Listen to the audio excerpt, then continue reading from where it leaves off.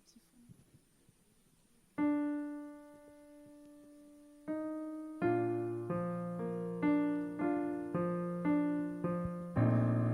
Bonjour tout le monde, encore une fois, je suis dans la joie, nous sommes dans la joie de nous revoir encore une fois de plus ce dimanche dans la maison de Dieu. Et pour dire que c'est une grâce que nous puissions nous rencontrer encore une fois, parce que voilà, tout est grâce, avec Dieu tout est grâce.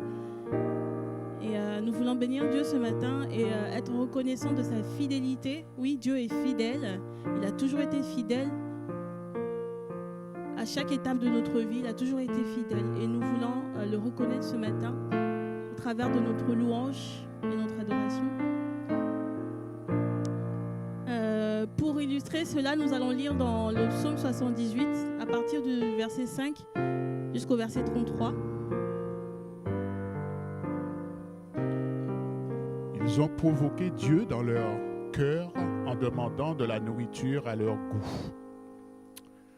Ils ont parlé contre Dieu, ils ont dit, Dieu pourrait-il dresser une table dans le désert? Voici, il a frappé le rocher et l'eau a coulé. Des torrents se sont déversés. Pourra-t-il ainsi donner du pain ou fournir de la viande à son peuple? L'Éternel a entendu cela. Et il a été irrité, un feu s'est allumé contre Jacob, et la colère a éclaté contre Israël. Parce qu'ils n'ont pas cru en Dieu, parce qu'ils n'ont pas eu confiance dans son cœur. Il a donné ses ordres aux nuages d'en haut, il a ouvert les portes du ciel. Il a fait pleuvoir sur eux de la manne comme nourriture, il leur a donné le pain du ciel. Ils ont tout mangé, ce pain des grands. Il leur a envoyé de la nourriture à satiété. Il a fait souffler dans le ciel le vent d'est et il a mené par sa puissance le vent du sud. Il a fait pleuvoir sur eux la viande comme de la poussière, et les oiseaux ailés comme le sable de la mer. Il les a fait tomber au milieu de leur camp, tout autour de leur tente. Ils ont mangé et ont été pleinement rassasiés. Dieu leur a donné ce qu'ils avaient désiré. Mais ils n'avaient pas encore assouvi leur désir. Ils avaient encore la nourriture dans la bouche.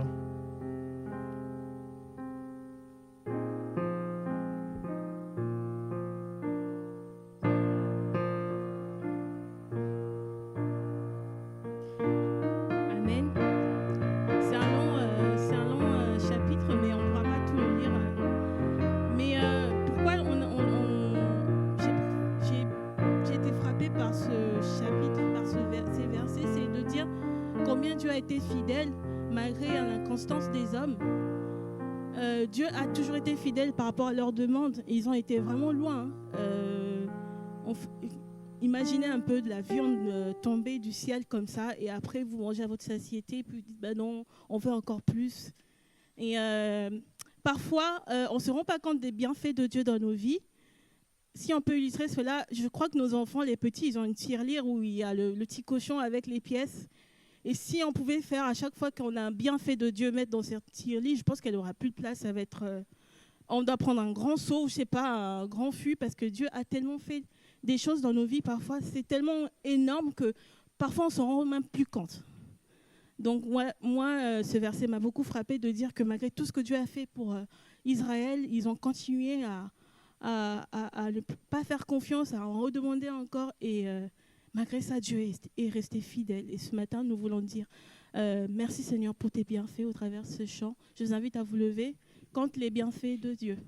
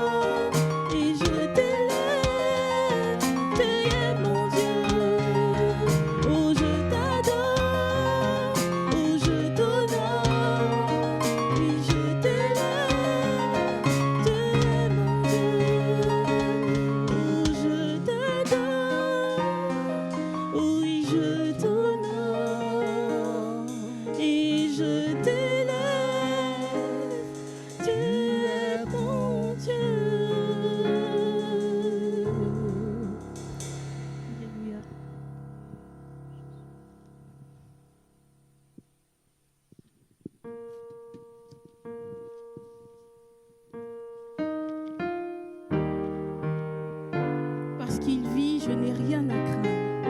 Mes lendemains sont assurés entre ses mains. Il tient ma vie pour ce temps et l'éternité. Amen.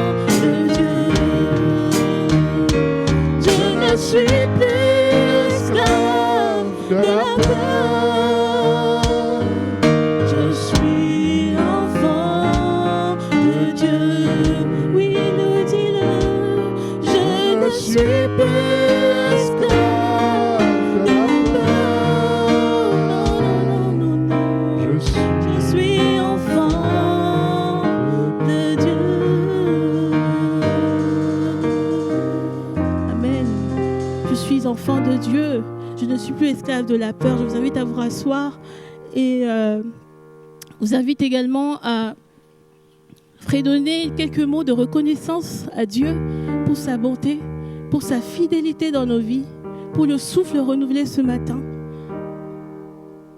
Nous savons ce qui se passe au travers le monde. Il y a la guerre, il y a des personnes qui meurent sous les coups des bombes, des vies innocentes. Il y a des personnes qui sont persécutées à cause de la foi. Il y a des églises qui sont divisées.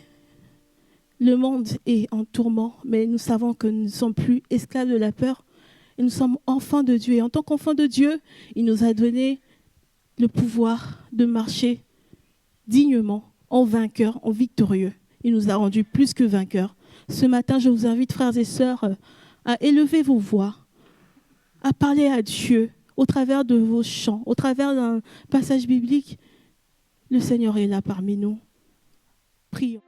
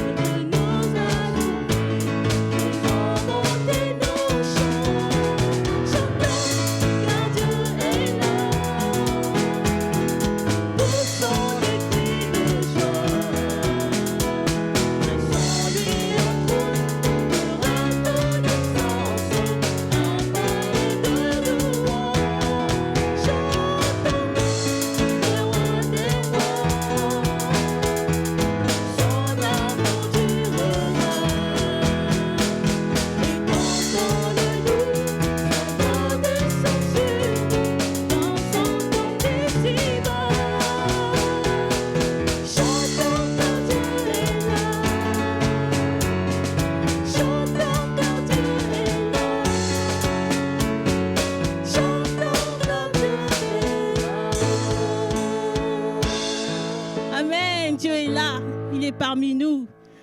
Merci Seigneur. Et nous sommes émerveillés par ta présence, Seigneur. Nous sommes vraiment émerveillés. Tout ce que tu veux accomplir dans nos vies, les miracles que tu veux accomplir. Seigneur, tu appelles à l'existence ceux qui n'existent pas. Sois élevé ce matin.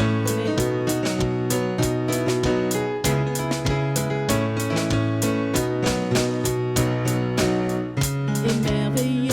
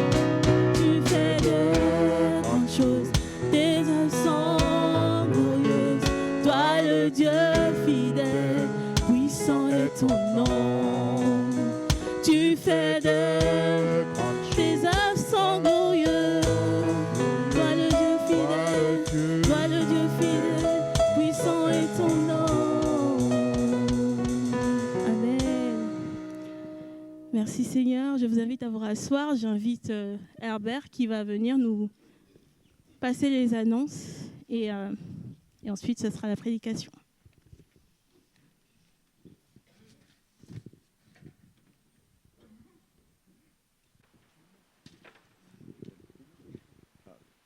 Merci. Bonjour à tous et à toutes, bienvenue en tout cas. Pendant les annonces, c'est l'occasion aussi de pouvoir se dire bonjour, pouvoir même se déplacer pour saluer ceux que vous n'avez pas fait. Donc, prenez le temps de le faire. Et on aura aussi besoin de 4 bras solides pour juste ramener le pupitre. Merci.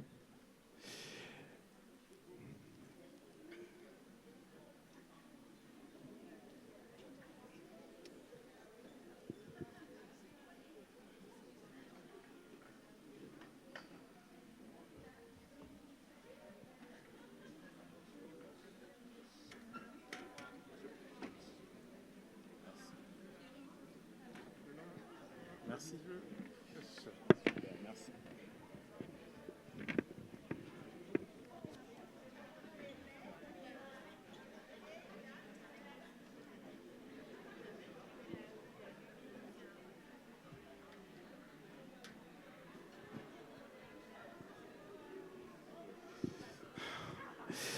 Voilà. Alors, quelques nouvelles.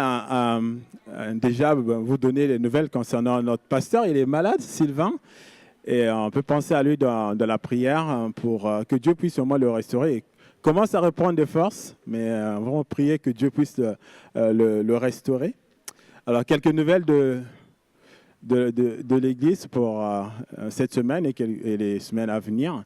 Donc, cette semaine, il y aura les groupes de maison. Ça sera mardi à 20h à Forges et le vendredi à Veneux à 18h30 et à Saint-Mamé et à Vulaine à 20h.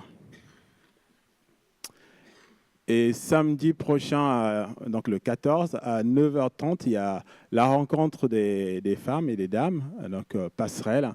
Et ça sera ici, à l'église même. Et si vous avez besoin d'informations pour celles qui ne connaissent pas, vous pouvez aller voir les responsables, si elles peuvent lever les mains pour qu'on les identifie. Vous pouvez aller voir les responsables. Il y a Denise, Nadia, Henriette, pourront vous donner des informations sur passerelle. Et les hommes, ça ne sera pas la semaine prochaine, mais la semaine d'après. Il y aura une randonnée étude à 9h et il y aura davantage d'informations à ce sujet à la semaine prochaine.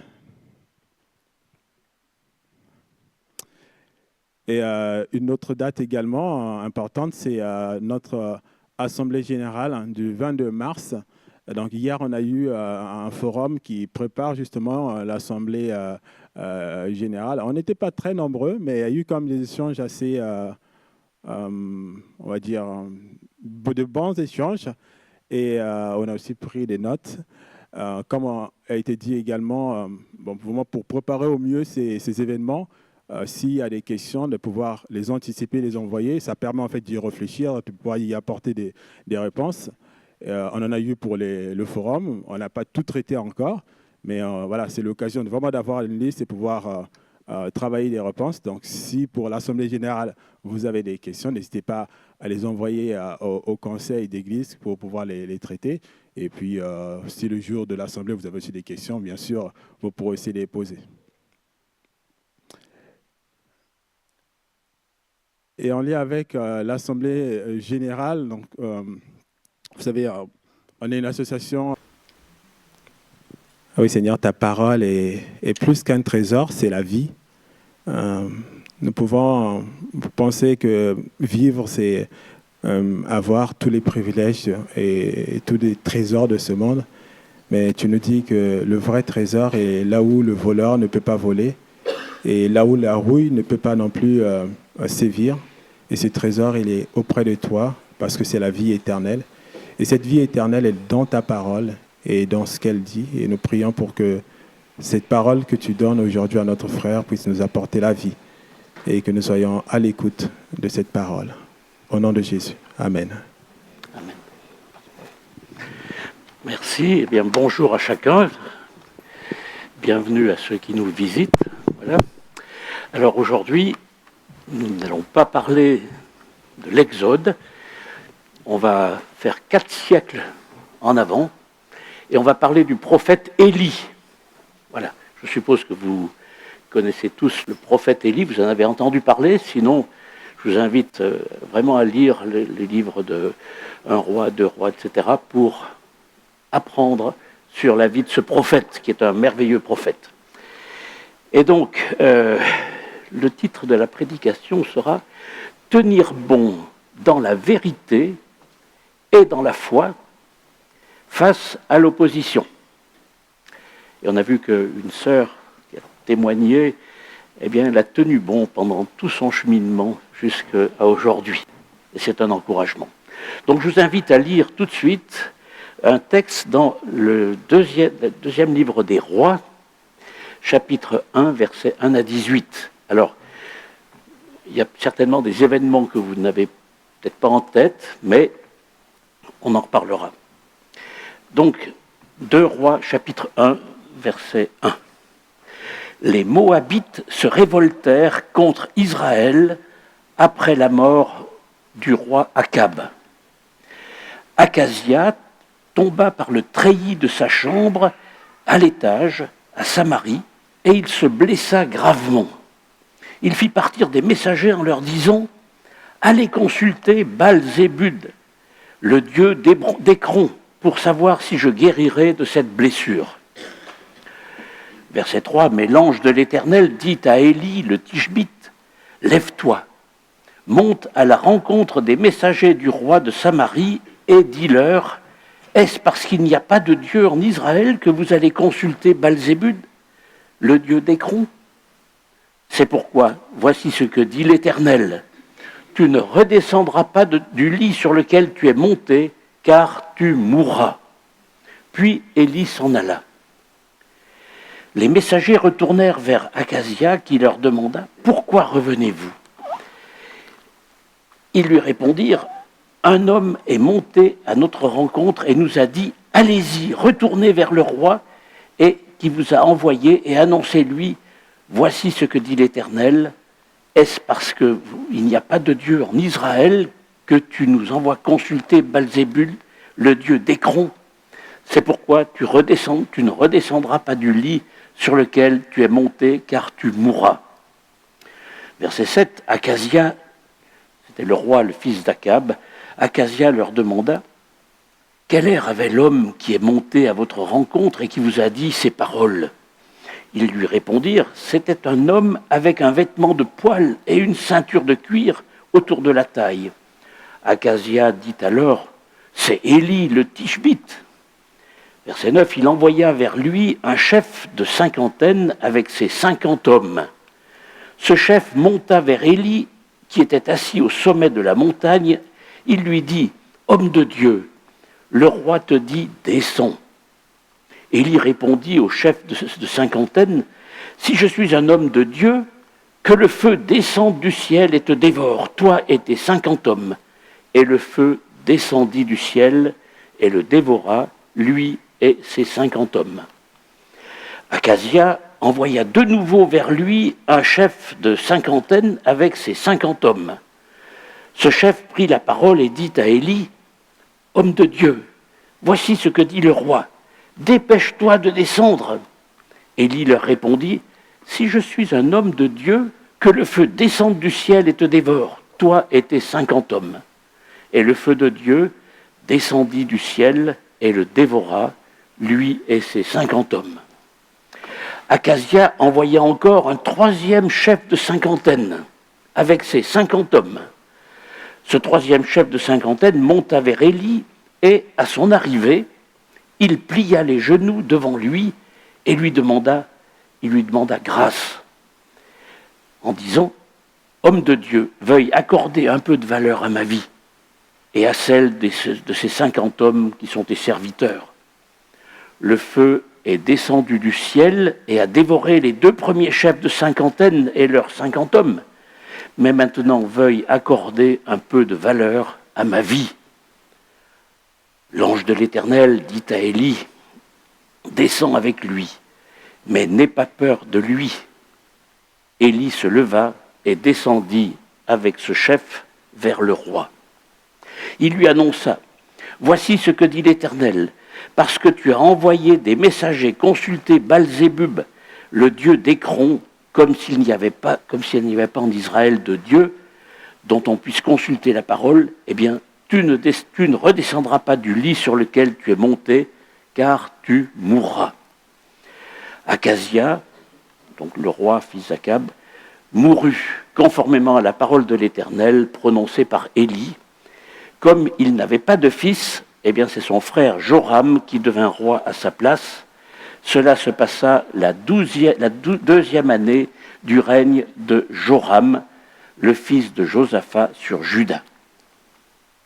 Le reste des actes d'Akazia, ce qu'il a accompli, cela est décrit dans les annales des rois d'Israël. Un texte un peu dur à entendre, même si dans la période où l'on vit en ce moment, on entend souvent des résultats de mort comme dans ce texte. Donc, Élie, c'est un homme célèbre en Israël à l'époque. Pensez donc. Et là, je vais utiliser une expression un petit peu, pas vulgaire, mais triviale. Élie, c'est un peu le poil à gratter du roi Akab et de sa femme, la reine Jézabel, qui osa lui parler en face, lui parler avec vérité sur sa vie. Élie, le prophète des mauvaises nouvelles, connu de tout le peuple pour avoir été à l'origine d'une sécheresse invraisemblable. Si vous vous souvenez de lecture précédente dans le livre des rois, la sécheresse de 3 années sans pluie, c'est quelque chose de redoutable. Élie, c'est un homme qui a su défier aussi les prophètes de Baal. Mais aussi Élie, c'est un homme discret, humble, obéissant lors d'une période que l'on peut qualifier de période de formation, lorsqu'il est resté au bord du torrent de Kérit ou chez la veuve de Sarepta. Vous pourrez lire aussi toute son histoire dans l'Ancien Testament. Élie, un homme comme nous, en proie au découragement, et qui va même jusqu'à souhaiter en finir avec la vie. Et par-dessus tout, Élie, un homme de foi. Et dans notre texte, nous sommes avec le roi donc, qui a succédé à Akab et Jézabel, donc le roi Akazia, comme je l'ai déjà dit. Mais une première remarque sur ce roi Akazia, dans le chapitre qui précède le livre de 2 rois, donc 1 roi, chapitre 21, chapitre 22, pardon, versets 52-53, eh bien, on voit que la mort d'Akab, son père, donc, n'a pas résolu tous les problèmes. Son fils Akazia fut exactement comme son père, puisque pendant les 2 ans de son règne, il fit ce qui est mal aux yeux de l'Éternel, donc à l'exemple de son père et de sa mère, nous dit le texte. Et je voudrais juste au passage relever l'importance de l'exemple que nous pouvons donner à nos propres enfants et aux jeunes dans l'Église. Les enfants restent rarement insensibles à l'exemple de leurs parents. Et ça, nous le savons très bien, en tout cas les parents le savent bien. Certes, la grâce de Dieu peut intervenir, heureusement d'ailleurs, mais l'exemple des parents et des adultes en général marque de manière très forte un enfant, un jeune, beaucoup plus que de grands discours. Et c'est pour chacun de nous une exhortation à contrôler notre vie dans tous les domaines et à affermir notre engagement pour Dieu et pour son Église. Mais revenons au roi Ahazia. Voilà que survient un accident stupide. Un accident, tous les accidents sont souvent stupides. Eh bien, Akazia, il est tombé par la fenêtre de sa chambre. Voilà, c'est pas de chance. Et il n'est pas mort, mais seulement blessé. Il n'arrive pas à s'en remettre. Des séquelles persistent, et c'est là l'origine d'une nouvelle intervention du prophète Élie. Donc face à ces séquelles qu'il n'arrive pas à juguler, il commence à s'inquiéter. Et c'est alors qu'il agit comme il avait dû voir ses parents agir en pareille circonstance. Il cherche à consulter des dieux païens. Il cherche conseil auprès du dieu d'Écron, nommé Baal-Zébul. Écron était une des 5 villes principales de la zone des Philistins. Et les spécialistes pensent que le terme de Baal-Zébub signifie seigneur de la mouche. D'ailleurs, ce nom est tenace puisqu'il est mentionné dans sa forme grecque dans le Nouveau Testament, donc, vous voyez le nombre de centaines d'années plus tard, en Matthieu 12, versets 22 à 24, je vous lis le texte. Alors, on lui amena à Jésus donc un démoniaque aveugle et muet. Il le guérit, de sorte que le muet parlait et voyait. Toute la foule étonnée disait « N'est-ce point là le fils de David ?» Les pharisiens, ayant entendu cela, dirent « Cet homme ne chasse les démons que par Belzébul, prince des démons. » Vous voyez, on retrouve la trace de ces dieux païens que les Israélites ont adorés à un moment donné. Donc Achasia cherche appui et secours auprès du prince des démons. Et pourtant, Dieu a tout fait pour ramener son père Akab et sa mère Jézabel et ses descendants dans le droit chemin. Il a presque réussi avec l'humiliation de Akab, le roi Akab, on voit ça au chapitre 21, juste le chapitre qui précède ce qu'on a lu, mais il agit de façon abominable en adoptant le culte des idoles. Verset 26 du chapitre 21 qui précède, que je n'ai pas voulu lire, mais qui est important pour comprendre la vie de ce roi. Et certes, certains objecteront, comme cela a dû se passer du temps d'Élie, mais enfin, qu'y a-t-il de mal? Ce Dieu n'est qu'un morceau de bois, ou de pierre, ou une statue, ou un métal, il n'est pas vivant. Certes, c'est partiellement vrai, mais le problème, c'est que ce que représente cet objet, et surtout ce qu'il produit dans le cœur de celui qui rend un culte, c'est ça le véritable problème. Certes, l'idole est un objet, mais l'acte d'adoration fait d'elle un lieu de résidence dans le monde démoniaque. Et l'apôtre Paul nous sensibilise sur ces questions, puisqu'en 1 Corinthiens 10, 19-20, il nous dit « Cela signifierait-il qu'une viande, parce qu'elle est sacrifiée à une idole, prend une valeur particulière, ou que l'idole ait quelque réalité ? Certainement pas. Mais je dis que les sacrifices des païens sont offerts à des démons et à ce qui n'est pas Dieu. Or, je ne veux pas que vous ayez quoi que ce soit de commun avec les démons. » Donc c'est un avertissement sur ces questions. Apparemment, Baal-Zébul n'était qu'un bloc de pierre ou de bois, peut-être sculpté en forme de mouche, mais il en émanait toutes sortes d'influences démoniaques, dont l'une consistait à prédire l'avenir. C'est pour cela que lorsque Ahazia envoya ses messagers consulter le dieu d'Écron, l'Éternel réagit, il s'interpose. Et c'est là que Élie intervient. Et on voit donc dans notre texte, mais l'ange de l'Éternel dit à Élie, « Lève-toi, monte à la rencontre des messagers du roi de Samarie et dis-leur, est-ce parce qu'il n'y a point de Dieu en Israël que vous venez consulter Baal-Zébul, Dieu d'Écron? C'est pourquoi, ainsi par l'Éternel, tu ne descendras pas du lit sur lequel tu es monté, car tu mourras. » Et Élie s'en alla. Et c'est alors qu'Élie est reconnu par le roi. Un homme vêtu de poils, ayant une ceinture de cuir autour des reins, ce ne peut être que le prophète Élie. Il connaissait le prophète Élie.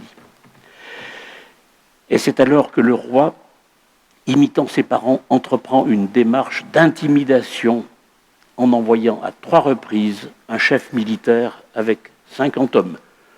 Pour un prophète, 153 hommes qui viennent combattre, c'est beaucoup. Les 2 premières délégations, donc, comme on l'a lu, ont péri par le feu. La 3e, elle est revenue au bercail avec Élie, qui a pu délivrer son message au roi. Et on peut imaginer le courage d'Élie dans l'épreuve, seul face à la garde armée du roi, qui aurait pu l'anéantir en un instant. Et donc, il questionne et interpelle le roi est-ce parce qu'il n'y a point de Dieu en Israël que tu envoies consulter Baal-Zébub ?» Élie reste fidèle à sa mission. Il ne dévie pas. Et pour nous, je vois 3 leçons, au moins, peut-être s'il y en aurait d'autres, mais au moins 3 leçons de tout cet épisode. Donc c'est ce que nous allons voir. Le premier, c'est, comme Élie, ce texte nous encourage à rester fidèles et courageux, même lorsque le contexte n'est pas favorable. Le deuxième point, c'est de ne pas aller chercher ailleurs ce que nous avons en Dieu. Ne pas laisser Dieu au second plan. Et le troisième point, en particulier, considérons toutes les pratiques occultes qui sont plus dangereuses que le courant électrique. Je sais de quoi je parle, je travaillais à EDF. Donc. Mais les pratiques occultes sont plus dangereuses que le courant électrique. Donc la fidélité et le courage d'Élie. Ce qui est encourageant avec Élie, c'est que nous avons vu qu'il était un homme comme vous et moi, capable de moments de découragement. Et on peut entendre que tel ou tel parmi nous peut être par moments découragé.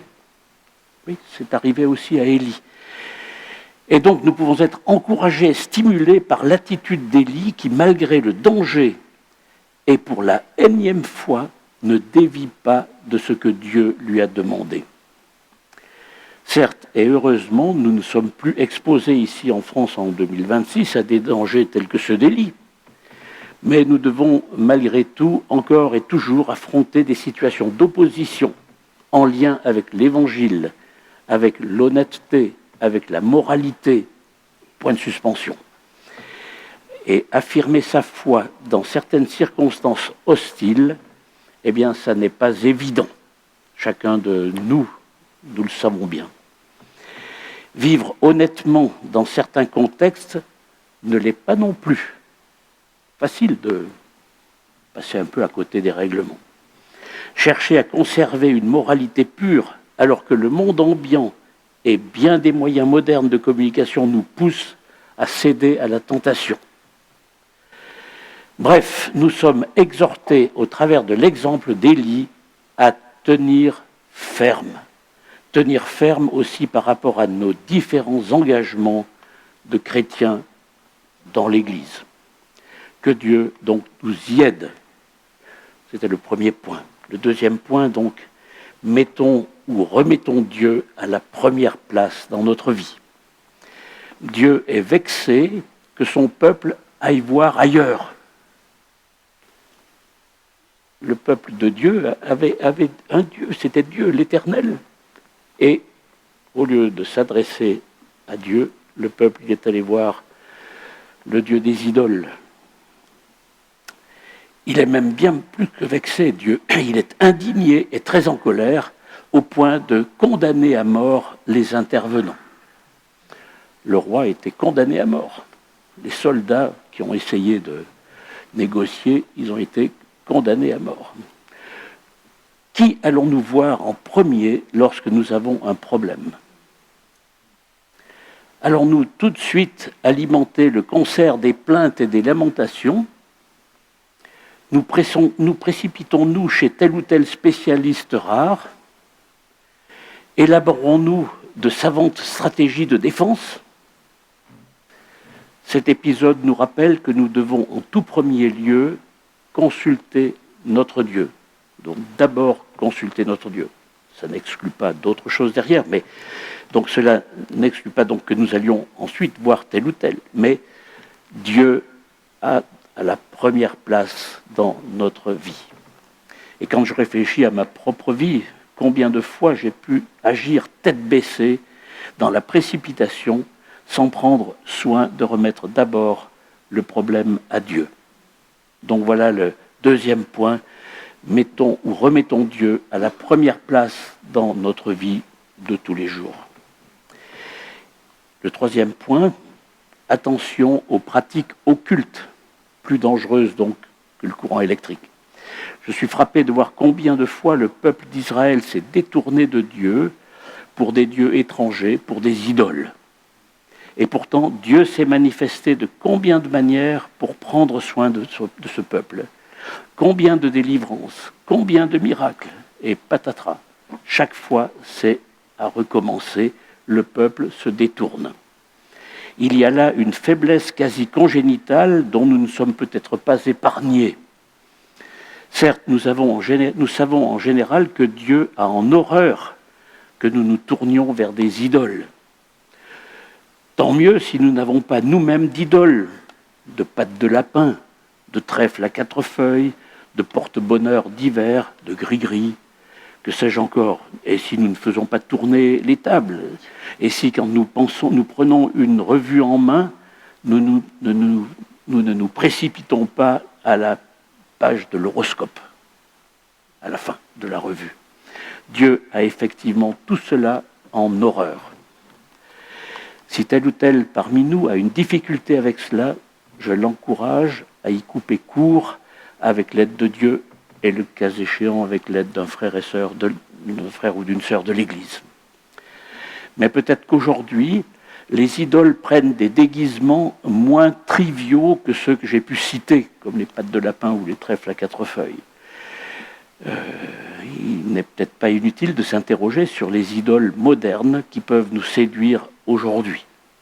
Je ne rentrerai pas dans les détails, mais il s'agit de tout ce qui peut prendre la première place dans notre vie, en dehors de Dieu. Et pour l'un, ce sera son travail. Pour un autre, ce sera son argent.